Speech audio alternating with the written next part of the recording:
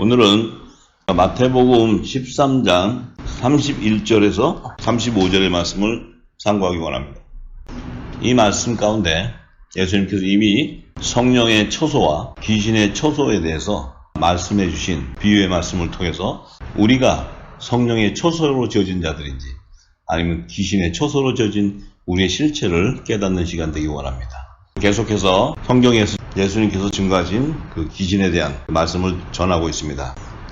예수님께서 귀신에 대한 실체를 증거하실 때 성령의 약속을 받은 자와 하나님의 종으로 인치는 자들, 그들에 대한 열매를 비유를 통해서 다 증거해 주셨어요. 그래서 오늘은 마태복음 13장 31절과 35절의 말씀을 통해서 그 실체를 증거하기 원합니다. 또 비유를 베풀어 가라사대 천국은 마치 사람이 자기 밭에 갖다 심은 겨자씨 한 알과 같으니 이 모든 씨보다 작은 것이로되 자란 후에는 나물보다 커서 나무가 되매 공중의 새들이 와서 그 가지에 깃들이느니라. 또 비유로 말씀하시되 천국은 마치 여자가 가루 서말 속에 갖다 넣어 전부 부풀게 한 누룩과 같으니라.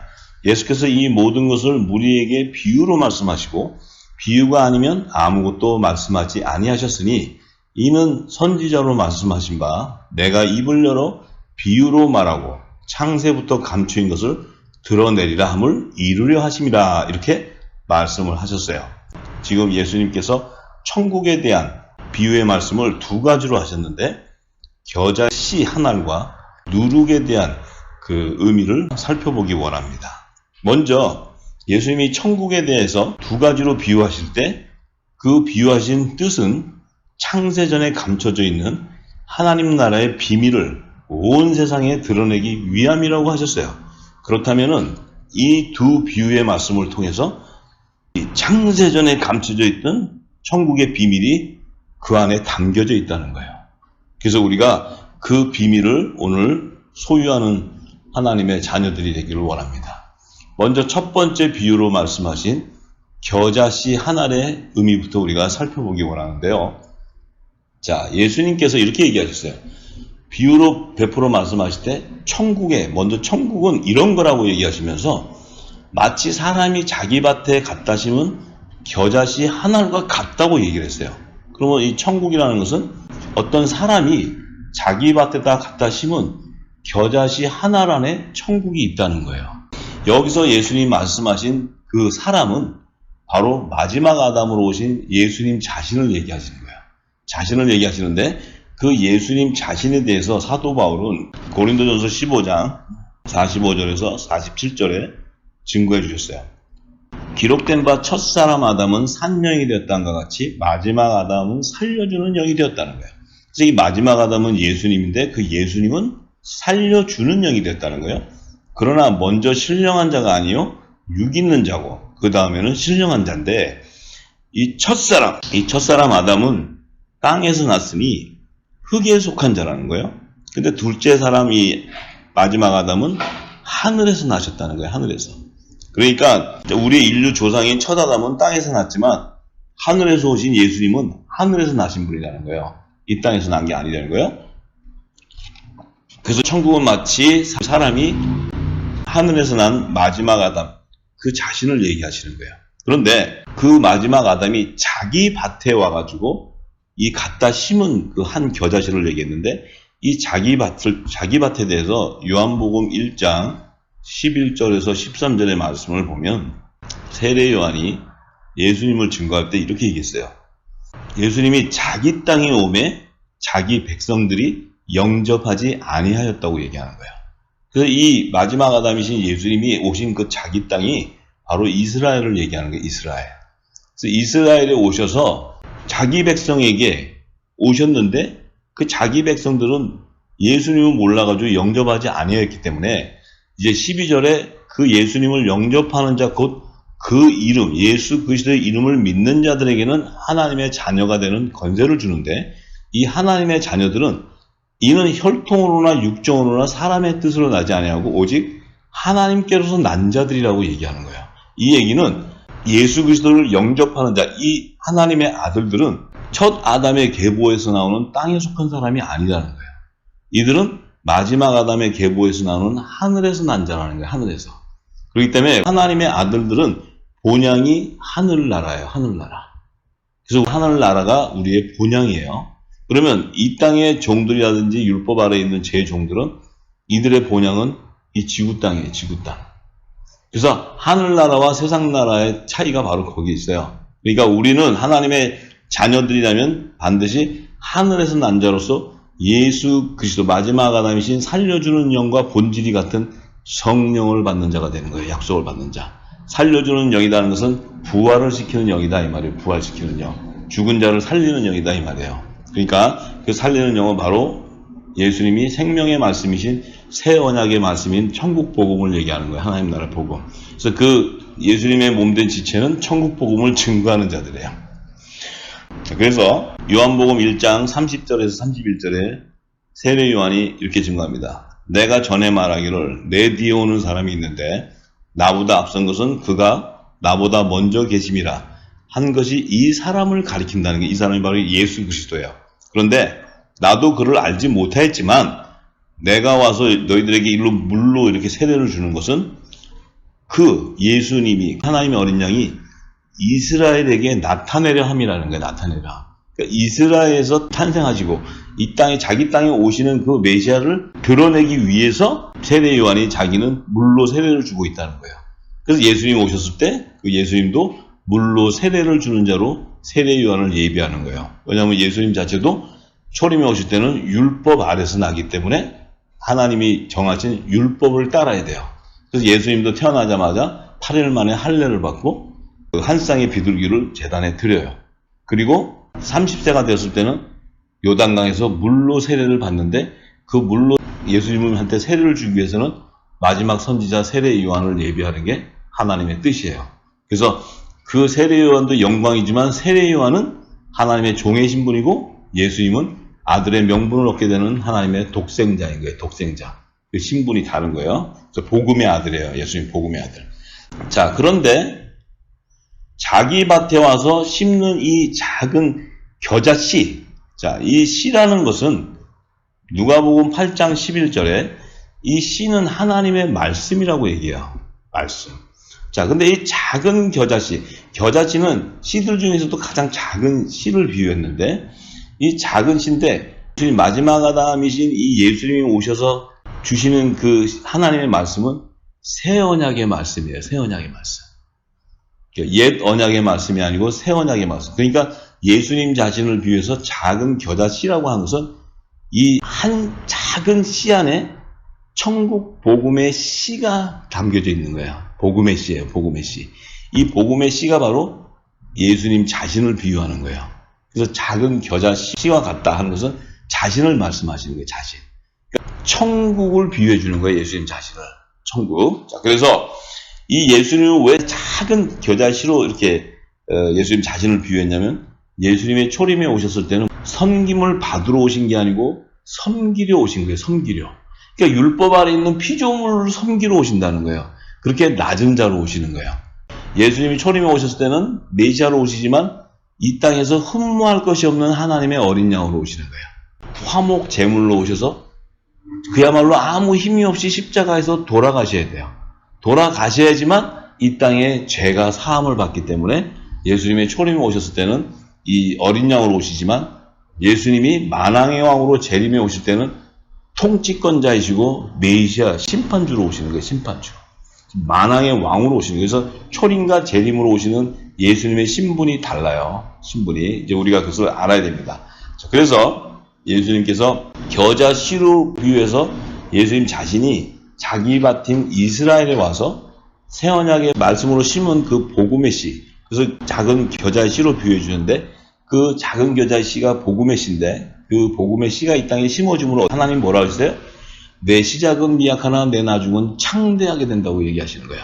그래서 바로 예수님 그 자신을 향해서 하시는 말씀이에요. 그래서 이 작은 복음의 씨가 이 땅에 심어졌는데 심어질 때는 미약하게 심어졌지만 나중에는 어떻게 돼요? 자란 후에는 겨자씨 나무가 되어서 새들이 가지에 곁들고 모든 자들이 그 안에서 쉼을 갖는다는 거예요. 근데 그때 이 나무를 비유하신 것은 바로 예수님 자신이 생명나무이세요. 생명나무.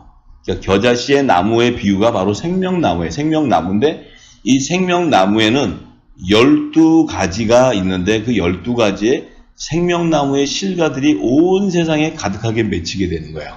그래서 복음의 씨, 작은 그 미약한 씨를 이 낮은 자 중에 낮은 자의 씨를 심었는데 그 씨가 나중에는 자라니까 생명나무가 자라서 12가지의 생명나무의 실과들을 온 땅에 맺히게 되고 또 생명나무 잎사귀들, 이 잎사귀들을 12가지에 접목하게 됨으로써 죽어있는 무화과나무, 이 종들이 다시 열방을 회복을 일으켜서 생명나무의 잎사귀로 접목하게 됨으로써 하나님과 화목하게 되므로 하나님께서 그 창세전에 감춰져 있던 하나님의 나라를 완성하는 이 구원의 계획에 대해서 예수님께서 겨자씨로 비유해 주시는 거예요.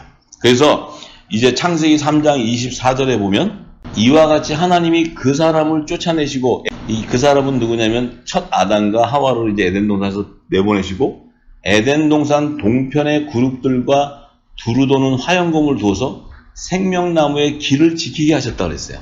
그럼 이제 이 생명나무가 예수님인데 이 땅에 초림과 재림으로 오시는 길을 예비하는 거예요. 이 생명나무가. 근데 이 생명나무가 에덴 동산 동편에 있다는 것은 이 에덴 동산은 이 땅의 최초의 하나님의 성전으로 창설한 곳이에요. 창설한 곳에 동편에 있다는 건 뭐예요? 예수님이 이 땅에 오셨을 때 이 땅에 있는 헤롯 성전의 동편문으로 다니셨어요. 동편문.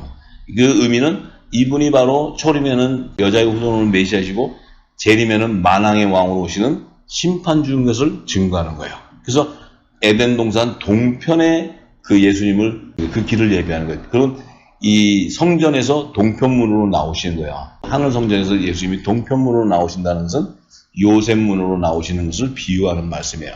그런데 요한계시록 22장 1절에서 2절의 말씀을 보면 이 창세기 3장 24절의 생명나무가 완성되는 것을 얘기해요. 계시록 22장 1절에서 2절의 말씀은. 또 저가 수정같이 맑은 생명수의 강을 내게 보이니 하나님과 및 어린 양의 보좌로부터 나서 길 가운데로 흐르는데 강 좌우에 생명나무가 있는데 12가지 실과를 맺히되 달마다 그 실과를 맺히고 그 생명나무 잎사귀들은 만국을 소송하기 위하여 있다. 자, 이 계시록 22장 1절과 2절은 생명나무의 완성을 나타내는 계시의 말씀이에요. 여기에 보니까 생명나무의 12가지가 연합되는 것은 어린 양의 12사도의 이름을 나타내는 거예요. 이 12가지의 생명나무의 실과가 맺혔다는 것은 7천인의 하나님의 아들들이 연합되는 것을 얘기해요. 자, 그리고 그 12가지의 생명나무의 잎사귀가 만국을 소성한다는 것은 회복을 얘기해요. 만국이라는 열방의 회복을 얘기해요. 소성한다는 것은 회복된다는 거예요. 이 의미는 예수님이 무화과나무를 저주해서 죽은 그 율법 아래에 있는 이스라엘 자손들이 야곱의 남은 자손으로 이스라엘 12지파의 하나님의 종으로 입맞은 14만 4천이 12가지에 접목되는 것을 얘기하는 거예요. 그럼 그 의미는 뭐냐? 생명나무의 12가지의 실과는 12기초속, 우편 12보좌의 연합을 이루는 7천인의 하나님의 아들들을 얘기하고 가지의 연합을 이루는 생명나무 잎사귀들은 12문후의 자편보좌, 자편 12보좌의 이스라엘 12지파의 이름으로 연합을 이루는 14만 4천의 하나님의 종들을 나타내는 거예요. 그래서 계시하는 말씀이에요. 자, 그래서 이것이 생명나무의 완성은 새 예루살렘 성의 우편과 좌편의 24보좌를 완성하는 거예요. 그 완성이 바로 생명나무 12가지의 실과와 12가지의 생명나무 잎사귀가 연합되는 거예요. 그것이 바로 하나님에게 아들과 종을 화목시키는 거예요. 예수님이 아들과 종을. 그 의미는 자, 12가지는 예수님이 생명나무이시고 그 뿌리와 나무의 직접 연합을 이뤄서 그 생명나무의 뿌리에서 진액을 받아서 실과가 맺혀지는 거예요. 그것은 바로 새 언약의 말씀을 기름 부음 받은 자들을 얘기해요. 그런데 12가지의 접목이 되는 나무 잎사귀, 나무 잎사귀는 생명나무에 접목이 되는 게 아니고 12가지에 접목이 되는 거예요. 잎사귀들은 나무에 접목이 되는 게 아니에요. 가지에. 이 12사도들이 열방의 천국복음을 증거했을 때 그물에 잡히는 물고기를 얘기하는 거예요. 어부가 그물을 던졌을 때 153마리의 물고기가 잡히는 것이 바로 하나님의 종 14만 4천들이 추수되는 것을 얘기하는 거예요. 추수의 계시를 우리가 잘 알아야 됩니다. 그래서 생명나무의 12가지 실과라는 것은 고린도전서 3장 16절에서 17절에 너희가 하나님의 성전인 것과 하나님의 성령이 너희 안에 거하시는 것을 알지 못하느냐. 누구든지 하나님의 성전을 더럽히면 하나님이 그 사람을 멸하시리라. 하나님의 성전은 거룩하니 너희도 그러하니라. 이 말씀은 예수님 자체가 몸된 하늘의 성전인데 예수님께서 제자들에게 이렇게 말씀하셨어요. 내가 거룩하니 너희도 거룩하라. 이렇게 얘기하셨어요. 그래서 성령이 거하는 거룩한 성전으로 지어지는 자들은 죄를 범할 수가 없는 거야. 그래서 다시는 그들에게 죄는 불법을 인정하지 않기 때문에, 왜냐하면 그들이 죄를 짓는다는 의미가 아니고 그 안에 거룩한 하나님의 나라가 임하고 성령이 임하기 때문에 죄를 지을 수가 없어요. 그러니까 우리가 예수 이름으로 회개를 하고 회개를 했어도 예수의 이름으로 제사함을 받은 증거는 내 안이 정결하게 되었지만 그곳에 성령의 약속을 받은 하나님의 아들이면 반드시 성령의 선물로 보혜사 성령을 받게 되는 거예요. 그 보혜사 성령을 받게 되면 그 안에는 예수님이 주신 천국 복음의 씨가 그 안에 임하는 거예요. 그러면 그 안에서 자라서 예수님의 몸과 동일하게 거룩한 성전으로 세워지는 거예요. 그들은 이 땅에서 죄를 범할 수 없는 자들이 되는 거예요. 거룩한 자들이 되는 거예요. 우리가 그 비밀을 알아야 됩니다. 그래서 로마서 11장 4절에서 하나님께서 이렇게 얘기하셨어요. 내가 나를 위하여 바알에게 무릎 꿇지 아니한 사람 7천을 남겨두었다고 이렇게 말씀하셨어요. 하나님 당신 자신을 위해서 바알이라는 것은 뭡니까? 만문신을 얘기해. 만문신. 물질을 동시에 섬기지 않고 정결하게 거룩한 성전으로 세워진 7천의 남은 자들인데 이들은 은혜로 택하심을 따라 남은 자들이라는 거예요. 이 은혜는 바로 성령의 약속을 받은 자로서 예수님이 이 땅에 전하신 천국 복음의 씨앗이 임한 자예요. 그 밭은 예수님의 땅이고 그 밭은 의의 열매가 맺혀지는 좋은 땅을 얘기해요. 좋은 밭을. 그래서 우리가 이제 이 종과 아들에 대해서 지금까지 계속 누차적으로 얘기해 왔기 때문에 다들 아시리라고 믿어요. 근데 오늘은 굉장히 중요한 말씀이기 때문에 제가 그것을 깊이 이제 다 아는 거지만 계시록까지 다 열고 들어가면 시간이 한정이 없으니까 다 아시고, 이제 두 번째 비유에 말씀하신 여자가 가루 서말 속에 갖다 넣어 전부 부풀게 한 누룩과 같다고 말씀하신 그 의미를 이제 함께 나누기 원합니다. 여기서 예수님께서 여자가 하되기 여자의 의미는 율법 아래에 있는 제단을 얘기하는 거예요. 그래서 이 땅에 속한 7교회를 말하는 거예요. 열방에.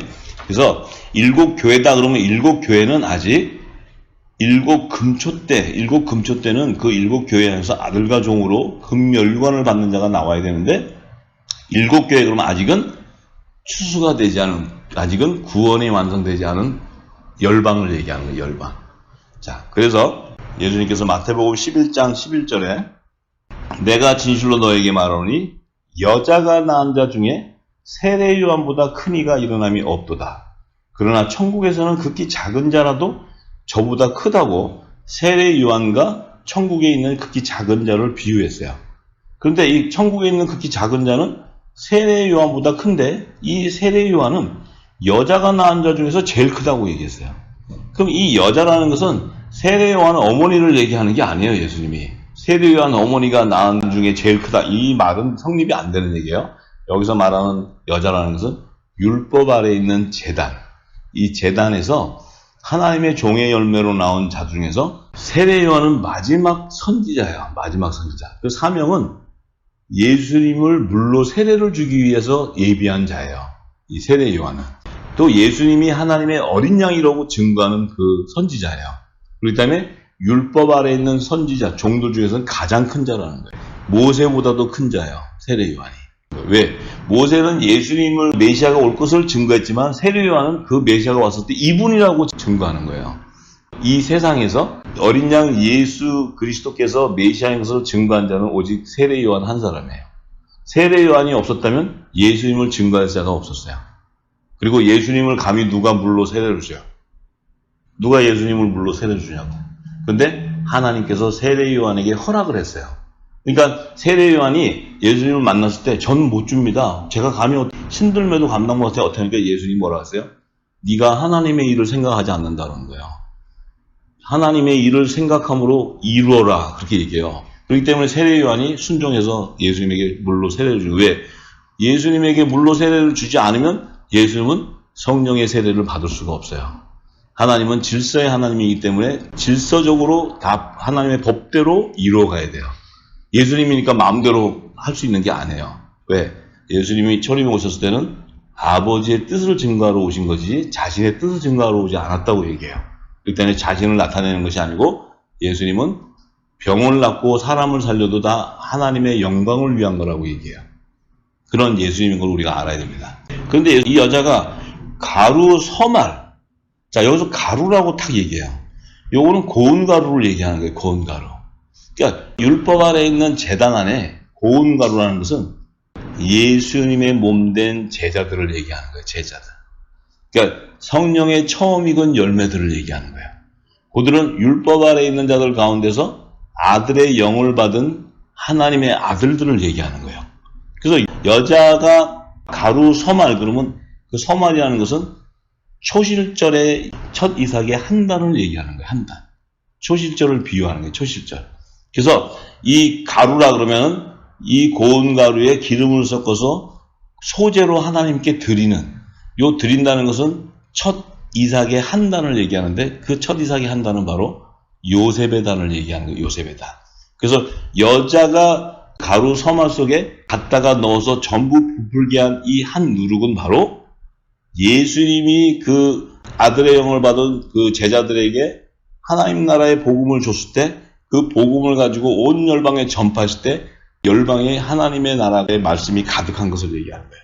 땅끝까지 전파되는 것. 여기서 말씀하신 누룩은 천국 복음을 얘기하는 거예요. 천국 복음. 생명의 떡을 얘기해요. 생명의 말씀. 자, 그래서 여자가 가루 서말에다가 한 누룩을 넣었더니 이 가루가 부풀어져 가지고 어떻게 돼? 온 열방에 7천인의 하나님의 아들을 거두는 걸 얘기하는 거예요. 이게 율법 아래 있는 자들 가운데서 아들의 영을 받은 자들을 나타내는 예수님의 말씀이에요. 비유의 말씀. 자, 그래서 가루 속에 누룩을 넣었다는 것은 뭐예요? 바로 성령의 기름이 부어지는 걸 얘기해요. 성령의 기름이라는 것은 새 언약의 말씀이에요. 새 언약의 말씀. 예수님이 전하신 천국 복음. 이 성령이 와서 그 예수님이 전한 천국 복음을 가르쳐 줘야지만, 비유로 얘기하신 말씀을 가르쳐 줘야지만 하나님의 아들들의 열매가 나오기 시작하는 거예요. 그래서 그 비유를 지금 예수님이 이렇게 정말 놀라운 지혜의 말씀으로 이렇게 말씀하는 거예요. 그래서 여자가 가루 서말 속에 넣어둬서 부풀게 한 이 한 누룩을 비유해 주는 거예요. 누룩. 그 누룩이 바로 천국 복음이라는 거예요. 천국 복음. 이해가 되시죠? 자, 여자가라는 것은 여기서 좀 전에 말씀드렸죠. 율법 아래 있는 제단에서 가루 서말 속에 갖다가 넣어 전부 부풀게 한 누룩이다.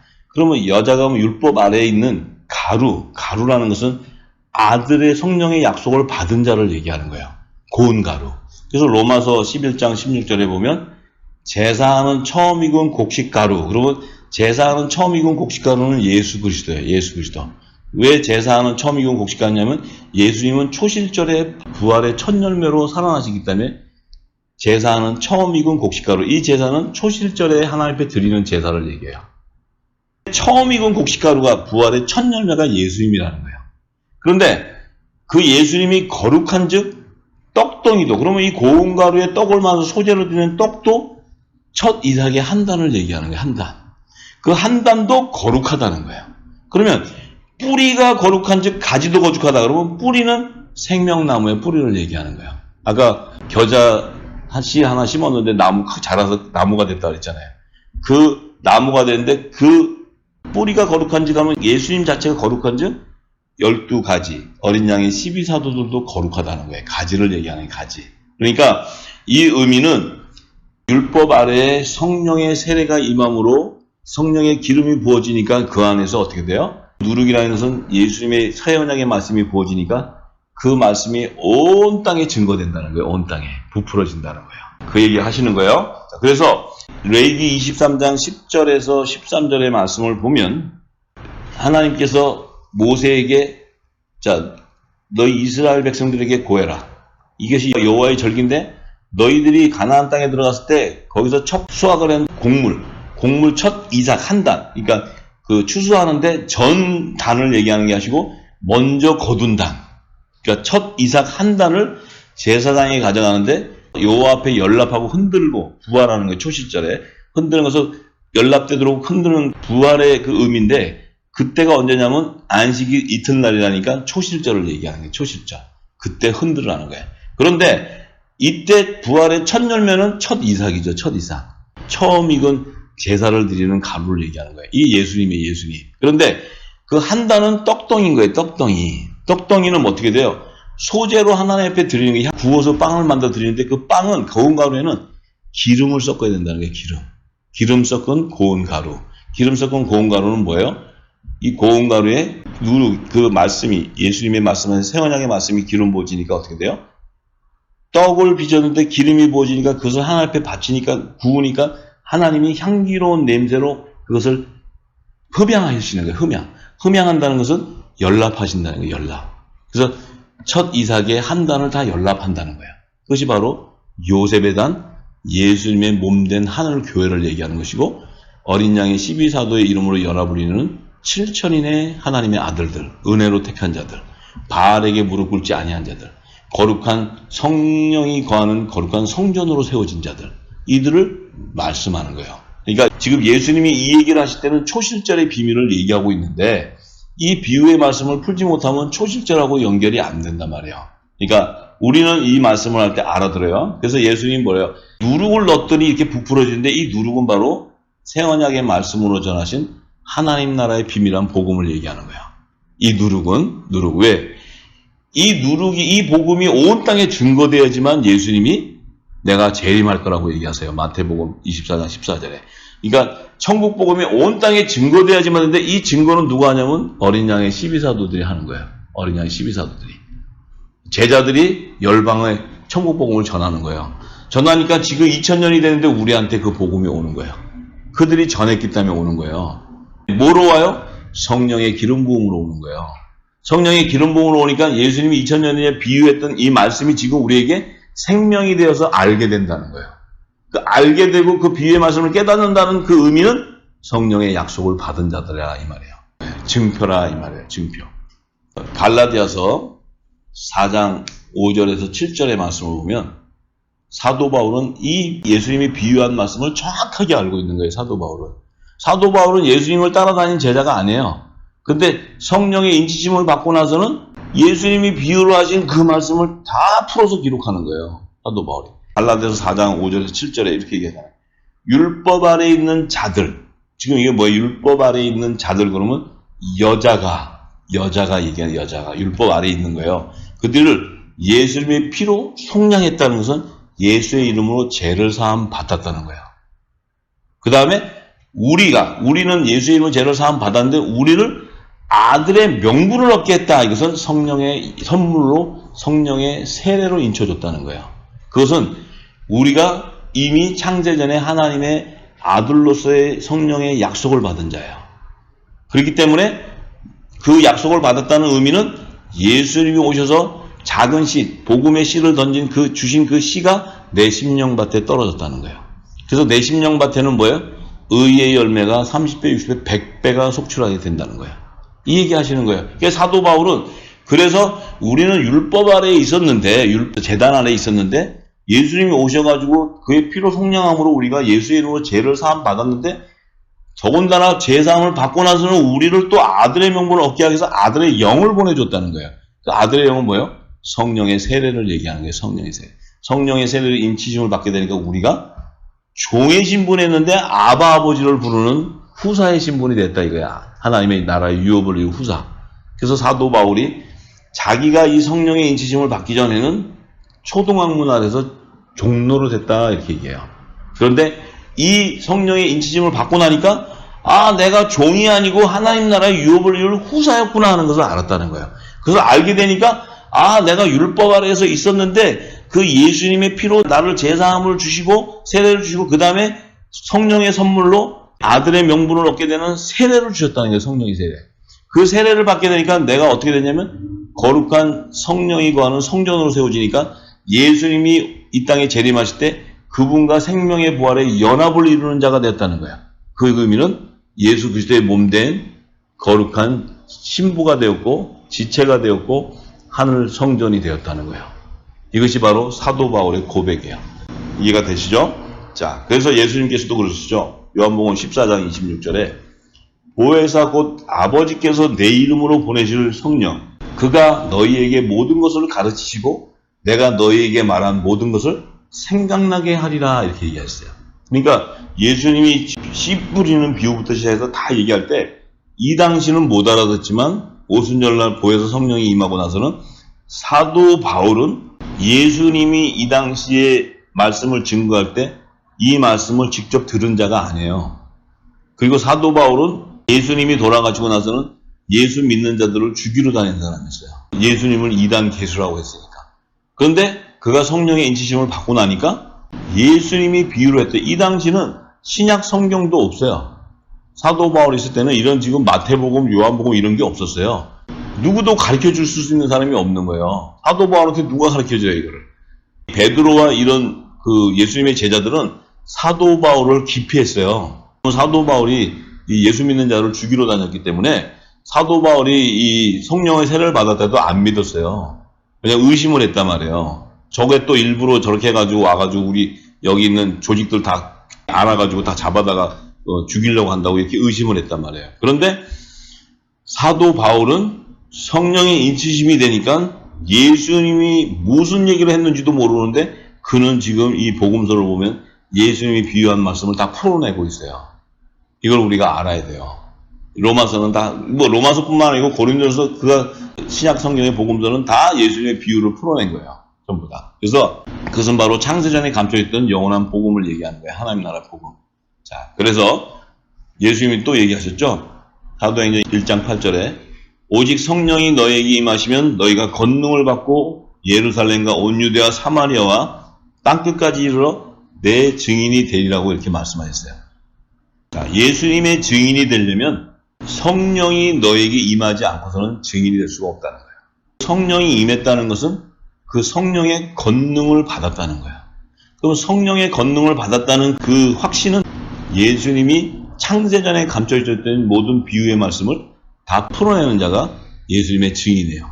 그래서 예수님이 하신 비유의 말씀을 이 땅에 풀어서 온 땅에 하나님 나라의 예언을 하는 자가 바로 예수님의 증인이지, 꿈으로 보고 환상으로 보고 천국 갔다 왔다 뭐 이러는 증인은 예수님의 증인이 아니에요. 왜냐하면 성경에 예언되어 있고 성경에 예수님이 하셨던 창세전에 감춘 비유를 다 풀려면 창세기부터 계시록을 다 풀어줘야지 열리는 거예요. 그러니까 그 증인이 되기 위해서는 성령이 풀지 않고서는 절대 알 수 없는 거예요, 성경은. 자, 그래서 영적인 눈과 귀가 열린 자는 그가 증거하는 입술의 고백을 통해서 증인인지 아닌지를 분별할 수 있어요. 자, 그래서 예수님께서도 마태복음 24장 14절에 천국 복음이 모든 민족에 증거되기 위하여 온 세상에 전파되어야 된다는 거예요. 이 전파가 되면 그제서야 끝이 오니까 내가 재림한다는 거야. 이렇게 예수님은 얘기하세요. 이게 끝나야 돼요. 근데 우리 언제 끝나는지 모르죠. 그렇지만 하늘에서는 언제 끝나는 시간이 다 정해져 있다는 거야. 예정돼 있다는 거야. 한없이 가는 게 아니죠. 이제 그 때가 임박했다는 거죠. 자, 우리에게 지금 이 늦은 비로 풀어진다는 것은 주님의 재림 때가 가까웠다는 거예요. 이 얼마나 영광된 소식이에요. 그래서 예수님께서 지금 이 비유 속엔 마지막 때 성령의 처소로 세워지는 자들과 귀신의 처소로 세워지는 자들이 함축되어 있는데, 예수님이 비유하신 겨자씨와 이 누룩은 복음의 씨로서 창세전에 감춰져 있는 하나님 나라의 비밀한 복음이에요. 이 비밀한 복음은 성령의 처소로 세워져 있는 그 세우는 복음의 아들들의 심령밭에만 떨어지는 거예요. 그래서 그들을 통해서 30배, 60배 의의 열매가 소출되기 때문에 그들이 마지막 때 7천인의 하나님의 아들로 거둬지게 되는 거예요. 이것이 바로 성령의 초소로 입혀진 자를 얘기하는 거예요. 그런데 귀신의 초소는 예수님이 이렇게 얘기하세요. 자, 두 가지 누룩을 얘기한 거예요. 여자가 그 부풀어지는 누룩은 예수님의 복음이었는데, 예수님께서 바리새인과 헤롯의 누룩을 주의하라고 그랬어요. 자, 마태복음 16장 6절에 보면 예수께서 이르시되 너희는 삼가 바리새인과 사두개인의 누룩을 주의하라 이렇게 말씀하셨어요. 그리고 마가복음 8장 15절에는 예수께서 이렇게 경고하시면서 이르시되 삼가 바리새인들의 누룩과 헤롯의 누룩을 주의하라 그랬어요. 헤롯. 그 당시 헤롯은 왕이에요, 왕. 유대인의 왕이에요. 유대 땅의 왕인데, 바리새인의 누룩은, 바리새인은 율법의 학자들이 학자. 사두개인도 있고. 그런데 이 바리새인의 누룩이라는 것은 그 율법주의자로서 그 외식이 팽배해지는 거예요, 외식. 그러니까 외식적이죠. 겉으로만 아는 거예요, 겉으로. 이 진리는 모르고 겉으로 이렇게 행위로 믿음을 구하는 자들이에요. 그리고 어떤 교리를 세워가지고 예배의 제사법을 세워가지고 자기들이 만들어서 헌금과 헌물을 착취하는 자들이에요. 그러니까 하나님의 뜻을 모른다 이거예요. 11조의 헌물도 모르고. 하나님이 원하는 헌물은 이 땅에 물질에 관심이 없어요. 하나님은 물질을 헌물 드리는 게 아니고 하나님이 정한 어린 양의 생명책에 기록된 14만 4천과 7천인을 거두는 것이 하나님 앞에 드리는 것이 헌물이에요. 헌물. 성물이라고 그래요. 그것이 이제 나팔절의 성물과 속죄절의 성물이에요. 그래서 절기를 제정해 주신 것은 그 나팔절과 속죄절의 성물을 연락받기를 원하신 거지 니네 버는 돈 바치는 것을 원하는 게 아니에요. 근데 헌금이라는 것 자체는 또 이 땅에 하나님의 일을 이어가기 위해서는 기쁜 마음 가운데 그 연합하기 위해서는 자기 재산도 들을 수 있는 거고 다 할 수 있는 거예요. 하나님 감동을 주면. 왜? 하나님의 일을 이루어가기 위한 거기 때문에. 그런데 마치 정해져서 11조를 내라 그러면 정기적으로 이렇게 걷고 무슨 건금 무슨 건축원금 뭐 이러는 것은 사람이 만들어 놓은 헌금이란 말이야. 그것은 사람의 의를 지키기 위한 헌금이기 때문에 그 자체는 성경적이지가 않은 거예요. 그래서 우리가 분명히 알아야 됩니다. 그래서 이 바리새인의 그 누룩이라는 것은 예수님이 전하신 진리의 복음이 아닌 거예요. 외식적인 것이고 율법주의적인 것이에요.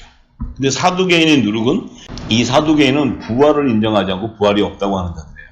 이들은 세속주의와 이 혼합주의가 섞여 있는 자들이에요.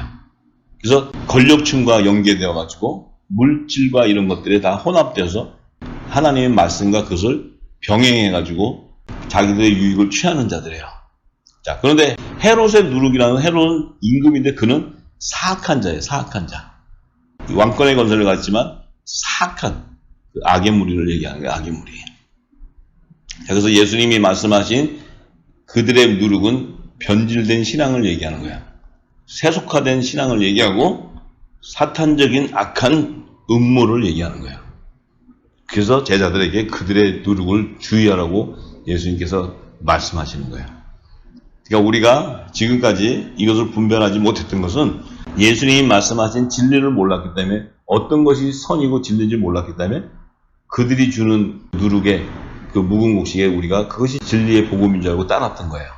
이제는 늦은 비 성령으로 모든 것이 증거될 때 요한계시록 18장 2절에서 4절에 사도 요한이 증거합니다. 큰 성 바벨론이요 귀신의 초소와 각종 더러운 영이 모인 곳 각종 가증한 새 모인 것 이것이 바로 이 사두개인과 바리새인과 헤롯의 누룩이 섞인 곳이에요.